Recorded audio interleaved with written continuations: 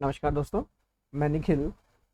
अगर आप UPSC, NTA NET, state public service commission जैसे कि Bihar public service commission, Chhattisgarh public service commission, Uttar Pradesh public service commission, इसके अलावा अगर आप स्टेट नेट जो होता है आपका वो, या फिर बीए और एमए की तैयारी दर्शन शास्त्र से कर रहे हैं तो आप हमसे जुड़ सकते हैं। डिस्क्रिप्शन में हमारे नंबर दिए हुए हैं। हम 2012 से, जी हाँ, 2012 से ऑनलाइन फिलॉसफी पढ़ा रहे हैं। तो जिस भी किसी विद्यार्थी को आवश्यकता हो वो हमसे बात कर सकता है। बहुत बहुत धन्यवाद। ये अशुभ हो गया। तो आज हमारा जो टॉपिक है वो है प्रॉब्लम ऑफ एविल, अशुभ की समस्याएं। हालांकि ये बिल्ली और कुत्ते से रिलेटेड है नहीं कि बिल्ली रास्ता काट दे शुभ होता है अशुभ होता है, ये फिलोसॉफिकल टर्मिनोलॉजीज है। तो problem of evil new topic है आपका। मैं निखिल, नाम इंपॉर्टेंट नहीं है, आपको ये नहीं पढ़ना है, आपको केवल ये पढ़ना है प्रॉब्लम ऑफ एविल क्या है और क्या नहीं है। ठीक है, सो लेट्स स्टार्ट। अशुभ, देखिए अशुभ की अगर मैं डेफिनेशन की बात करूं तो अशुभ का मतलब ये नहीं है गलत होना या अपना हित अहित होना, नुकसान होना। हालांकि बहुत सारे लोगों ने इसको भी स्वीकार किया है कि यह भी एक टर्मोलॉजी ही होती है आपकी, कि अशुभ का मतलब। तो देखिए डेफिनेशन अगर मैं करूँ, अशुभ का मतलब होता है नॉर्मली शुभ का ना होना, शुभ का ना होना। ऑब्वियसली बात है वही अशुभ होगा। अगर मैं आपसे पूछूं कि गरीबी क्या है, तो गरीबी का आप कहेंगे गरीबी का मतलब है भाई साहब अमीरी ना होना, अमीरी ना होना। तो वही बात हो गई कि अशुभ का मतलब शुभ का नहीं होना। तो देखिए धर्म दर्शन के अंदर ये एक बहुत इंपॉर्टेंट टॉपिक है, क्योंकि जब आप जगत की व्याख्या करते हैं एथिकली, नैतिकता पूर्ण करते हैं, अगर आप धर्म के हिसाब से करते हैं, तो ये जो एक बहुत बड़ी समस्या उभर कर आती है अशुभ। क्योंकि धर्म के अंदर कहीं ना कहीं अशुभ शब्द हमेशा समाहित रहता है। आप लोग देखते होंगे जो लोग आस्तिक हैं वो ज़्यादा अशुभ को मानते हैं, जो लोग नास्तिक हैं वो कम अशुभ को मानते हैं। तो इसका मतलब ये हो गया जो धार्मिक लोग हैं उनके अंदर अशुभ एक बहुत बड़ी समस्या के रूप में उभरता हुआ दिखाई देता है। इसीलिए आज हमें ये टॉपिक पढ़ना पड़ रहा है, अदरवाइज हमें टॉपिक पढ़ते ही नहीं, और यूपीएससी भी शायद ये टॉपिक नहीं पूछती। लेकिन अब सिलेबस में है, लोग मानते हैं अशुभ को, तो हमें ये पढ़ना पड़ रहा है, लोगों का कल्याण हो। देखिए अब अशुभ जो है, कुछ लोग कहते हैं केवल आप ये नहीं कह सकते कि शुभ का ना होना ही अशुभ है। ये सिंगल टर्मिनोलॉजी आपकी हो सकती है, लेकिन प्रॉपर डेफिनेशन इसकी ये नहीं है। अगर आप नैतिकता से देखें तो नैतिकता के हिसाब से अशुभ क्या होगा आप बता देंगे अपने आप ही, कि नैतिकता के हिसाब से अशुभ का मतलब ये क्या हो गया कि भैया आपका जो मैं कहूँ कि किसी भी शुभ की अनुपस्थिति, ये तो आपने कह दिया मुझे नॉर्मली। लेकिन जब आप जाएंगे नैतिकता के मूल्यों की बात करना चाहेंगे, आप कहेंगे कि चलो ये तो नॉर्मली एक बात हो गई, नैतिकता के हिसाब से मुझे आप बताइए। तो नैतिकता के हिसाब से इसकी डेफिनेशन थोड़ी सी डिफरेंस कर दी गई कि भैया जो नहीं होना चाहिए उसका होना, जो नहीं होना चाहिए उसका होना भी आपका अशुभ ही कहलाता है।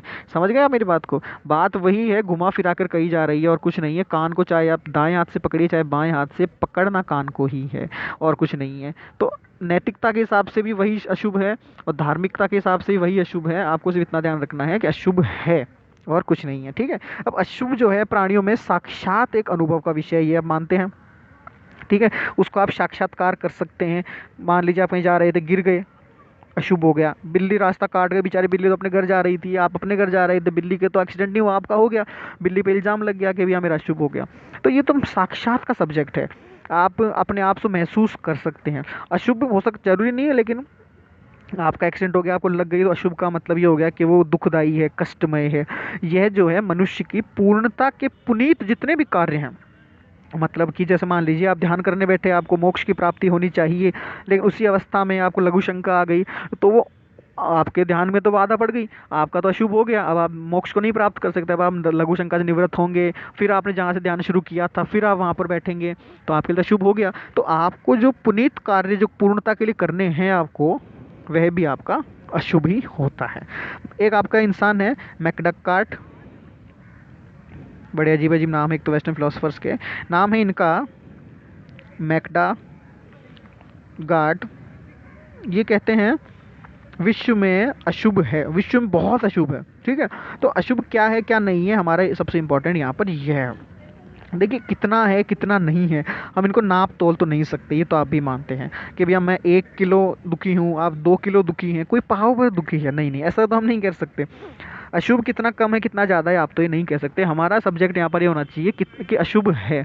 हम ये नहीं कहते कि हम खुश हैं तो हम 5 किलो खुश हैं, हम 10 किलो खुश हैं। खुशी खुशी होती है, चाहे आपको 1 रुपए की लॉटरी मिले, चाहे वो यूपीएससी की फर्स्ट रैंक मिले, खुशी खुशी होती है। पूछिए उस इंसान से जिसको रैंक मिली है, ठीक है।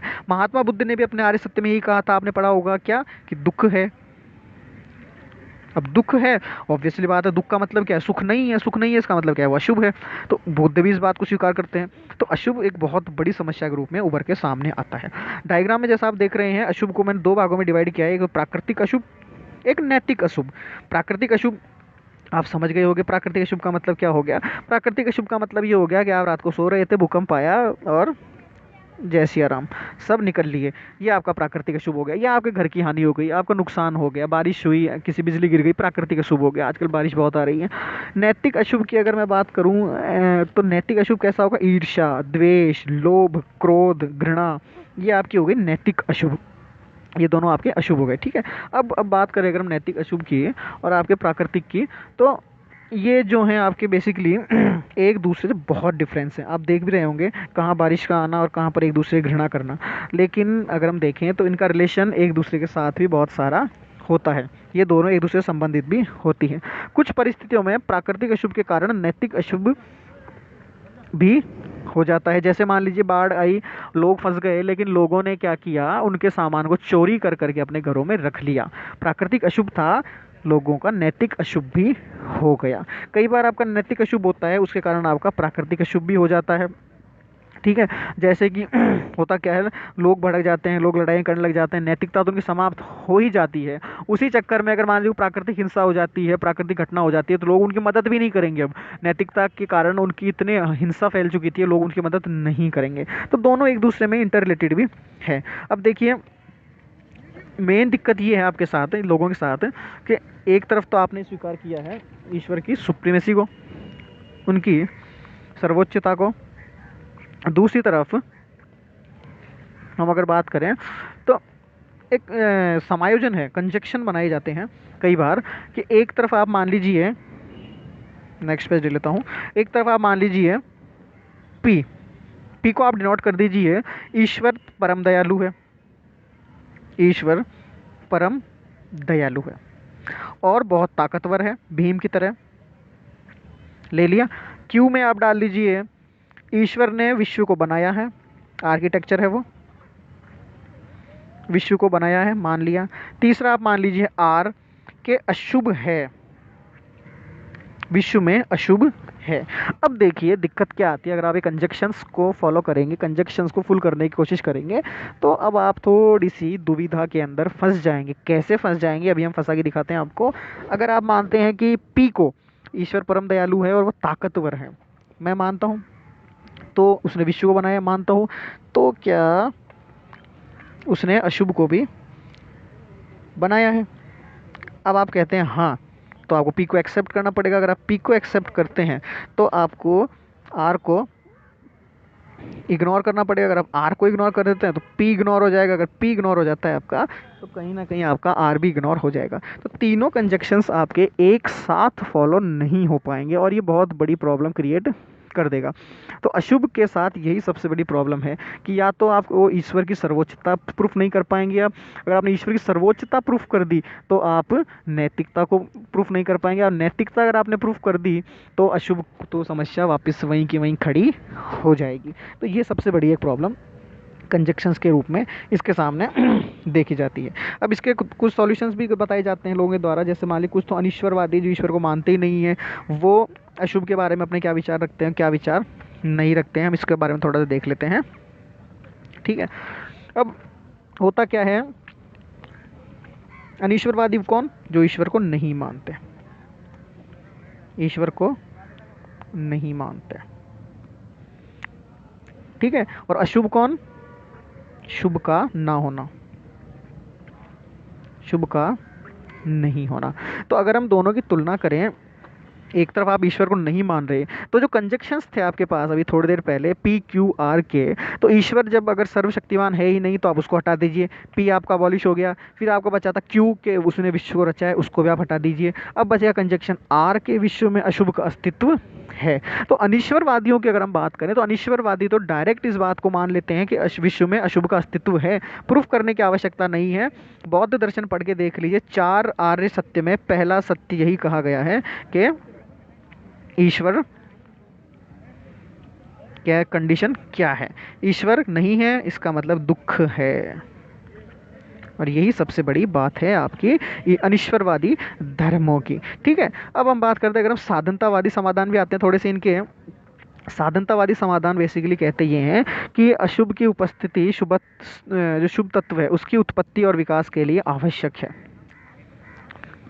आपने एक बीज को जमीन में डाल दिया, उसके लिए तापमान जरूरी है, दाब जरूरी है, पानी जरूरी है, घुटन जरूरी है, उस घुटन से उस परेशानी से ही उसका आगे वृक्ष बनेगा। कहते भी हैं जब आपका दुख परम होता है, दुख आपका सर्वोच्च होता है, उसी कंडीशन में आपको सुख की प्राप्ति होने वाली होती है। कुछ लोग ये भी कहते हैं सबसे ज़्यादा अंधेरा आपका प्रातः काल से ठीक पहले वाले वक्त में होता है। तो ये लोग ये कहते हैं, साधनतावादी जो लोग हैं, कि अशुभ जो है वो शुभ के महत्व को बढ़ाता है। अशुभ है जो आपका वो शुभ के महत्व को बढ़ाता है और कुछ नहीं करता, शुभ के महत्व को बढ़ाता है और कुछ भी नहीं करता। अशुभ जो है वो शुभ के महत्व को बढ़ाता है और कुछ नहीं करता है। तो अशुभ जो है आपका धर्म के अस्तित्व को बना के रखता है, धर्म है इसके सोच को बना के रखता है, और आप लोगों को कहीं ना कहीं धर्म के साथ जोड़ कर रखता है, क्योंकि अशुभ अगर है तो आपको उसका डर होगा, आपको उसका भय होगा, और आप शुभ की तरफ काम करेंगे, शुभ की तरफ बढ़ेंगे, और उस शुभ की तरफ बढ़ने से आपके अंदर ईश्वरीय गुण उत्पन्न होंगे, ईश्वर के प्रति विश्वास उत्पन्न होगा, उस विश्वास से आप आस्तिक हो जाएंगे, और आस्तिक होने के बाद आपका कल्याण निश्चित ही हो जाएगा। तो ये लोग कहते हैं कि ये लोग इन चीज़ों को मानना जरूरी है। कुछ इनके थिंकर्स हैं, 2-3 नाम देख लेते हैं। लाइबनिट्ज, ये हम वेस्टर्न फिलोसफी में सब पढ़ेंगे, टेंशन मत लीजिए। लाइबनिट्ज जो हैं वो कहते हैं कि अशुभ की उपस्थिति ईश्वरवाद का खंडन नहीं है, यह है इसमें सहायक है कि ईश्वर है। जब आप कुएं में गिर जाते हैं तो उसके बाद आप यह नहीं कह सकते कि मुझे कौन बचाएगा, आप सीधे कहते हैं कि अब ईश्वर मुझे बचा लेगा। तो अब देखिए एक छोटी सी कहानी है, मैं कई बार बताता रहता हूँ कि एक बार क्या होता है, एक कुआं होता है आपका, कुएं के अंदर छोटा सा कुआं है, कुएं के अंदर आपके 2 मेंढक गिर जाते हैं, मुझे मेंढक बनाना नहीं आता, 2 मेंढक गिर जाते हैं। अब गांव के सभी जानवर वहाँ पर इकट्ठे हो जाते हैं उनको देखने के लिए, और वो कहते हैं कि आप इसके अंदर से बाहर कभी नहीं निकल सकते। शायद मेंढक होते, पता नहीं गधे होते हैं, भूल गया। अब मेंढक मान लीजिए, तो मेंढक उन्होंने कहते हैं आप कभी इनसे बाहर नहीं निकल सकते, सॉरी गधे होते हैं, बोले आप इनसे बाहर नहीं निकल सकते, सॉरी आप हमारी बात मान लीजिए, क्यों श्रम कर रहे हैं, आप फालतू में मारे जाएंगे। तो एक गधा होता है वह इनकी बात स्वीकार कर लेता है, और धीरे धीरे वो खत्म हो जाता है, और बाकी के लोग ऊपर जो पशु होते हैं वो कहते हैं मिट्टी डालते हैं हम और इन दोनों को यहीं दफन कर देते हैं ताकि गांव में बदबू ना फैले। अब दूसरा गधा जो होता है वो जैसे मिट्टी गिरती है उसके ऊपर अपना रास्ता बना के ऊपर पहुंच जाता है चोटी पर, और एक गधा होता है वो मर जाता है। जैसे ही वो गधा ऊपर पहुंचता है वो आते ही कहता है थैंक्स, आपने मेरी जान बचा ली। वो लोग कहते हैं कि हमें थैंक्स क्यों कह रहे हो, हमने तो तुम्हें कहा था तुम मर जाओगे। तो वो गधा कहता है सॉरी मुझे सुनने में प्रॉब्लम है, आप थोड़ा तेज बोलिए। तो उसके ना सुनने के कारण उसको यह लगा कि ये लोग मेरी मदद कर रहे हैं, और उसकी मदद जो मदद कर नहीं रहे थे लेकिन मदद के रूप में उसने उस मदद को स्वीकार करके अपने जीवन बचा लिया। तो आपके लाइबनिट्ज भी यही कहते हैं कि अशुभ की जो उपस्थिति है, अशुभ का जो होना है वास्तव में वो ईश्वर के होने में सहायक है। अगर वो गधा जो था उसके कान होते तो शायद वो ये नहीं कर पाता, वो अशुभ था, उसके साथ अशुभ क्या था, वो बहरा था, वही अशुभ उसके जीवन बचाने में सबसे ज़्यादा महत्वपूर्ण किरदार निभा गया। तो कहानी के रूप में हम ये समझाना सिर्फ आपको ये चाहते हैं कि जो लाइब्रेरीज ने कहा था कि ईश्वर को खंडन नहीं करती है अशुभ की समस्या, वास्तव में उसका आपको व्याख्या करती है। तो ये साधनतावादी समाधान। कुछ इसकी आलोचना भी करते हैं लोग कि शुभ को अशुभ के सापेक्ष बना दिया आपने तो ये कर दिया, शुभ इज इक्वल टू अशुभ, ऐसे कैसे हो सकता है, या तो ये ज़्यादा या ये ज़्यादा, आप दोनों को इक्वल क्यों कर रहे हैं। फिर दूसरी बात अगर हम करते हैं यदि बिना अशुभ के व्यक्ति शुभ को प्राप्त नहीं कर सकता तो फिर इसका पूरा उत्तरदायित्व ईश्वर पर है, क्योंकि इसी ने इसकी उत्पत्ति की थी, तो ईश्वर को आप ब्लेम कर देंगे। तो इनडायरेक्टली इसकी जो आलोचना की जाती है वो काफ़ी ज़्यादा की जाती है। अगर आपने दुख को ही महत्व दे दिया कि दुख भी इंपॉर्टेंट है, तो लोग दुख के भी जब भागेंगे तो सुख नहीं मिल सकता, ऐसे करके इसकी थोड़ी सी आलोचना करती जाती है। नेक्स्ट देखते हैं, संकल्प की स्वतंत्रता पर आधारित समाधान। संकल्प की स्वतंत्रता का मतलब आपका ये हो गया कि आपके संकल्प की क्या क्या स्वतंत्रताएं हो सकती हैं, उस पर आधारित हम थोड़े समाधान देखते हैं। छोटा चैप्टर है आपका, ज़्यादा बड़ा चैप्टर है नहीं है। तो संकल्प की स्वतंत्रता पर आधारित आपके समाधान क्या क्या हैं, ठीक है, उसमें हम देखने की कोशिश करते हैं।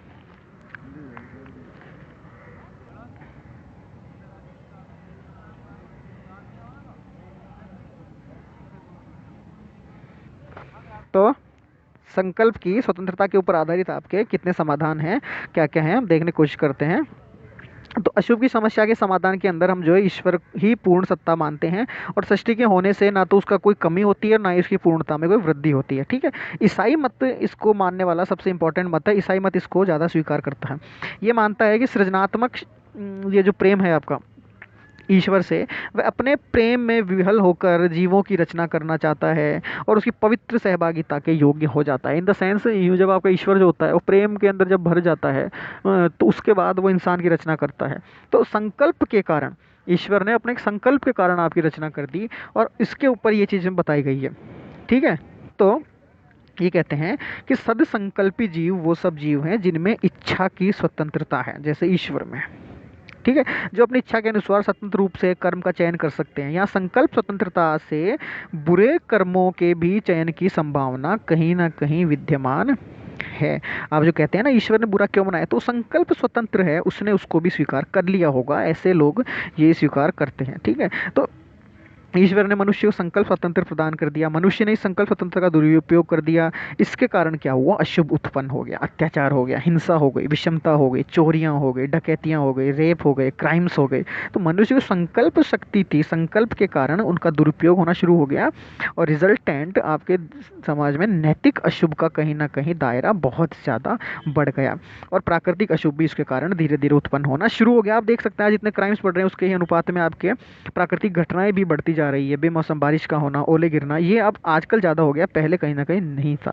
तो ये लोग कहते हैं, जैसे कि इनका एक थिंकर है ऑगस्टिन, ऑगस्टिन क्या कहते हैं बेसिकली, कि ऑगस्टिन ये मानते हैं कि आपका जितने भी अशुभ है, ठीक है, जितने भी आपके अशुभ है, ऑगस्टिन वैसे तो खुद भी ये मानते हैं कि जो ईश्वर है आपका, उसके अनुसार जो उनकी संकल्प स्वतंत्रता थी उसके कारण ये सब हो रहा है। तो ऑगस्टिन कहते हैं कि सभी अशुभ या तो पाप है या पाप का परिणाम है, या तो पाप है या पाप का परिणाम है, और कुछ नहीं है।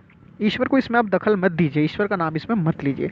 हालांकि लोग इसकी भी आलोचना कर देते हैं, आलोचना करने वाले कहाँ पीछे रहते हैं कि ईश्वर ही सब कुछ है, तो भैया सब कुछ ईश्वर ने किया है तो बुरा भी इसने किया होगा। अगर आप कहते हैं ईश्वर अपनी शक्ति को प्रदर्शन करने के लिए, महानता दिखाने के लिए, चेतावनी के लिए अगर ये घटनाएं करता है, क्राइम, वो भूकंप लेके आता है, तो मतलब क्या वो हमें डरा रहा है क्या, वो क्या कोई महान आदमी है क्या, वो कटप्पा बन रहा है ज़्यादा, ऐसा तो है नहीं।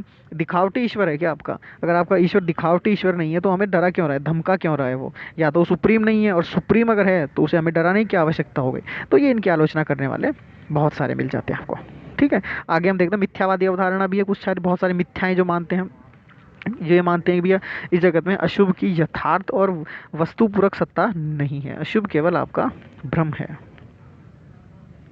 केवल आपका भ्रम मात्र है, और ये भ्रम मात्र है, इस चक्कर में हम इसे अशुभ समझ लेते हैं। भ्रम है और कुछ भी नहीं है, हाँ, बिल्ली रास्ता काट गई, कोई अगर आपको दुकान खुली नहीं मिली तो भ्रम था, वास्तव में कुछ नहीं था। God is all and all is God, ये इस बात को मानते हैं, भगवान सब कुछ है और सब कुछ भगवान ही है, और अगर वो सब कुछ है तो वो कभी भी गलत नहीं कर सकता। भारतीय दर्शन में भी हुआ आपके शंकराचार्य, वो भी यही बात को मानते हैं। पाश्चात्य में बहुत सारे लोग हुए, ब्रेडले जैसे, वो भी इस बात को स्वीकार करते हैं। हालांकि आलोचना करने वाले इसकी बाद में आलोचना कर देंगे कि सब कुछ वही है, तो हो सकता है भूकंप भी वही लेके आया होगा। नेक्स्ट आपकी आती है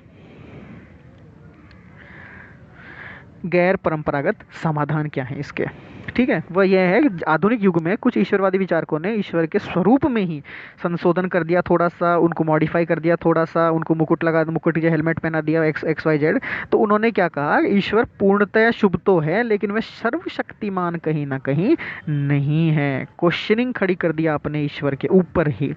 तो इसकी भी कुछ सीमाएं हैं, वह अशुभ को हटाना तो चाहता है परंतु हटा नहीं पाता है। वह अपने शुभत्व के अनुरूप सर्वोत्तम विश्व की रचना करना चाहता है किंतु कर नहीं पाता है। मतलब लिमिटेशंस कर दिया आपने। तो ईश्वर के ऊपर आपने क्वेश्चंस खड़ा कर दिया, वो आपका हो गया गैर परंपरागत समाधान। नेक्स्ट है आपका अशुभ भावात्मक है या अभावात्मक है। ये सबसे बड़ी बात है, छोटा सा है क्या वास्तव में। तो ग्रीक दार्शनिक हुए आपके ऑगस्टीन और एक्विनॉस, ये तो कहते हैं कि आपका जो अशुभ है वो क्या है क्या नहीं है, ये इसके अंदर सबसे ज़्यादा इंटरफेयर करते हैं। ये कहते हैं कि अशुभ की कोई भावात्मक सत्ता नहीं है।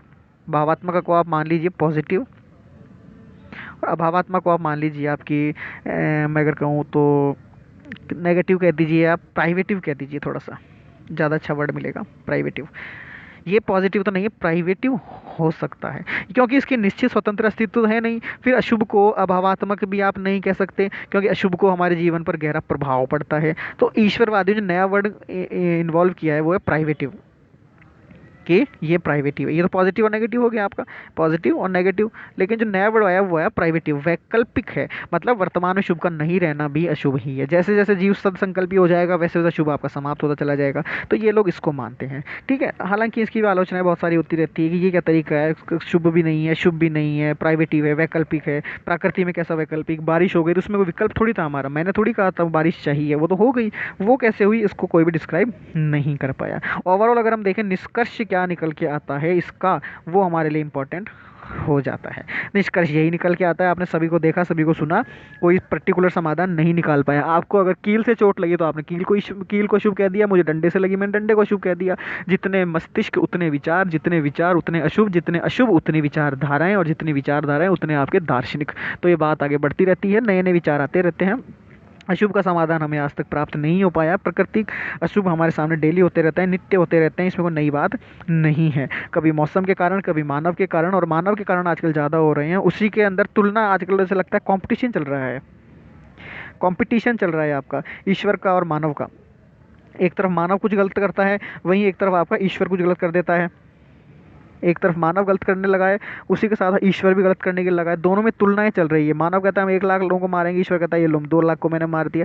तो देखिए बात इतनी सी है कि अशुभ का कोई समाधान है, अशुभ है क्या ये हम नहीं कह सकते। अशुभ दैनिक जीवन में, अनुभव से, लौकिक जीवन से भी संबंधित है। हम डेली जीवन में इसको यूज़ करते हैं, डेली जीवन में इसको मतलब देख सकते हैं। गिलबर्ट राय ने एक बात कही है, कोटि दोष की संज्ञा दे सकते हैं इसको हम, ठीक है। व्यावहारिक दृष्टि से हम अपने क्रियात्मक के द्वारा अशुभ के प्रभाव को कम कर सकते हैं, क्रियाकलाप में कम कर सकते हैं, समाप्त कभी नहीं कर सकते। आप स्वयं सही हो जाए, आप जैसे 10 लोग सही हो जाएं, 20 सही हो जाएं, 50 सही हो जाएं, भैया दुनिया में 8 अरब लोग हैं, कितना को सही कर दोगे आप। तो इसको हम पर्टिकुलर, इसका कोई समाधान हमारे पास उपलब्ध नहीं है। आप इसकी मात्रा को कम या ज़्यादा कर सकते हैं, आजकल तो ज़्यादा ही चल रही है, कम या ज़्यादा कर सकते हैं, पूर्णतः समाप्त आप नहीं कर सकते। तो ये आपका अशुभ की समस्या रिलेटेड चैप्टर था। उम्मीद करूंगा आपको समझ में आया होगा। अच्छा समझ में आया नहीं होगा या आया होगा वो देखते हैं क्या होता है। आप अपने लेक्चर्स पढ़ते रहिए, जो वीडियो बुक्स है आपके पास वो कंटिन्यूसली पढ़ते रहिए। ये छोटे छोटे चैप्टर्स हैं इसलिए मैं इनको उठा रहा हूँ ताकि जल्दी से आपको समाप्त हो जाए और आपके बर्डन ना हो। एक बार अगर सेकंड पेपर आपका खत्म हो गया तो थोड़ा कॉन्फिडेंस रहता है कि फर्स्ट पेपर तो हम अब कर लेंगे आराम से, कोई दिक्कत नहीं है, और वो इंपॉर्टेंट भी हम बाद में उसको विस्तार से पढ़ेंगे थोड़ा सा। तो अभी के इतना काफ़ी